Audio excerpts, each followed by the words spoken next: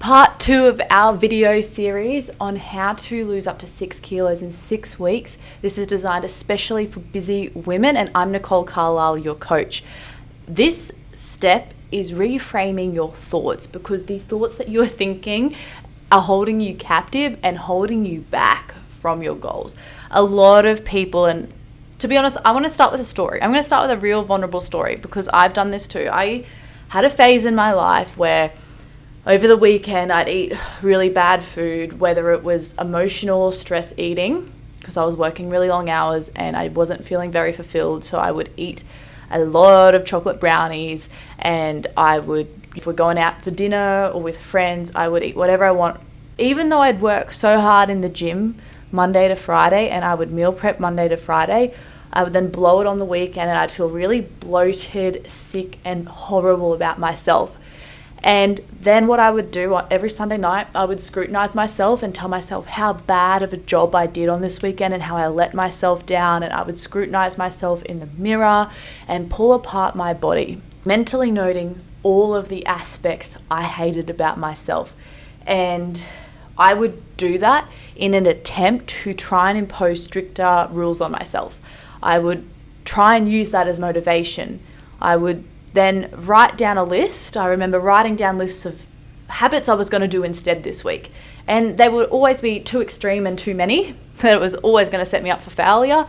And it would be like, I'll be in bed by 8:30 p.m. and I'll be up at 5 a.m. and I will be at the gym every day at 5:30, and I will only eat this many calories, and I will even do it on the weekend. And I would always fail all of the high expectations I had for myself by Wednesday.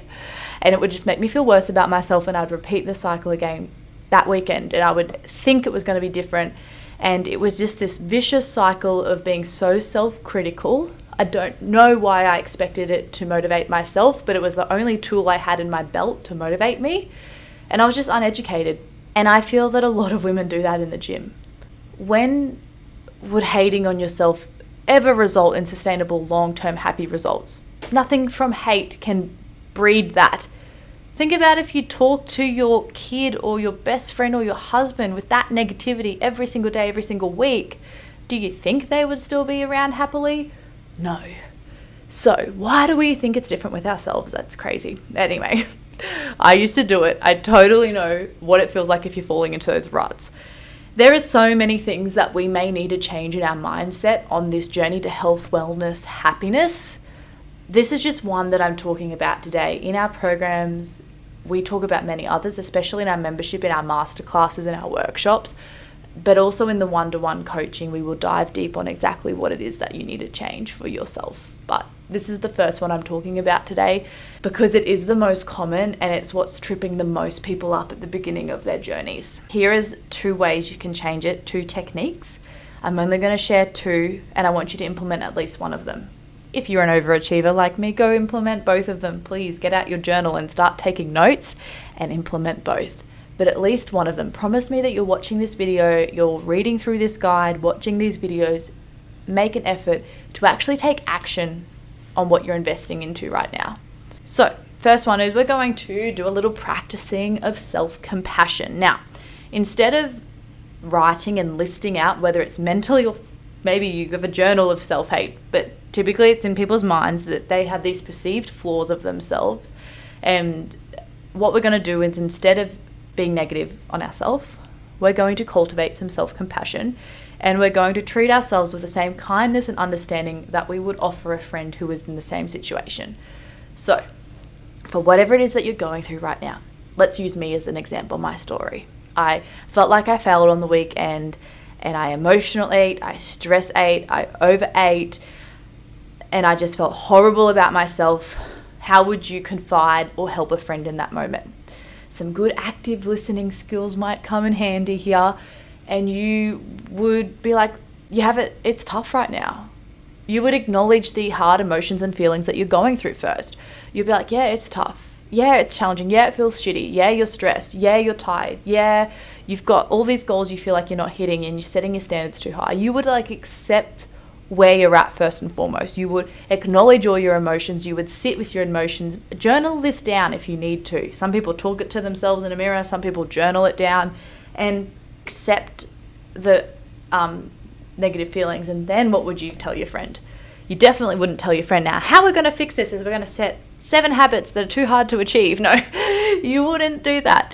You would maybe help her realize the other side of what she is seeing that she's missing to see. So for example, if she's only focusing on where she's missing the mark, remind her where she is actually hitting the mark and achieving it. Try and find your black spots that you're not acknowledging. So for example, I was only focusing on how I had done so badly on the weekend that I probably didn't even notice the really good breakfast I had on Sunday morning, that I didn't notice that I still made it to my workout on Friday and I used to give up by Fridays. Find those positive points even when you're trying to ignore them.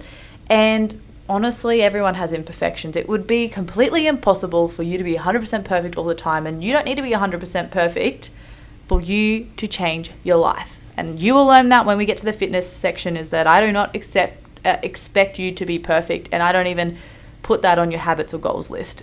You want to catch yourself in this negative thought loop, and please replace it with a compassionate, encouraging statement about yourself. So instead of saying, oh, I'm so fat, and using that to motivate yourself to the gym, say, I train because I love and nourish my body. I train because I am strong. I want to feel strong. I'm not training because I think I'm fat and scrutinize myself in the mirror. No. We're flipping it on its head. Technique number 2 is we're going to focus on positive affirmations. You have just trained your brain to focus on the negatives, and that is the highway right now. Think of it like this. If you are out in your car, there's the highway. It's going to get you there the fastest, the easiest, and with the least bumps. That back road is bumpy. It's not had enough cars on it. You might get a flat tire, and it is hard. So you do not want to go on the back road. However, that's exactly what's happening in your brain with your thoughts right now. The highway right now are the negative thoughts. The back road are these thoughts that we're trying to change to instead. So we need to start pulling up these positive affirmations and start to affirm your self-worth and your capabilities. And I want you to write out some statements that you can pull on when you're in those negative loops, or just you can read them every day, maybe write them on your mirror. Here are some examples that may resonate with your goals and values. So write down the ones that mean the most to you. I am worthy of love and respect just as I am. My body is strong and I am capable of achieving my fitness goals. I choose to focus on what I can control and let go of what I cannot control. Every step I take towards a healthier lifestyle is a victory. I celebrate my progress, both big and small steps, on this journey to become a better version of myself. So you want to use these to reshape your mindset, and this does take time and practice, so you will need to have them somewhere you can access them easily, whether it's on your phone notes, written on a mirror, in your car, somewhere that you can access them when you need to. All right, join me in the next video for step number 3.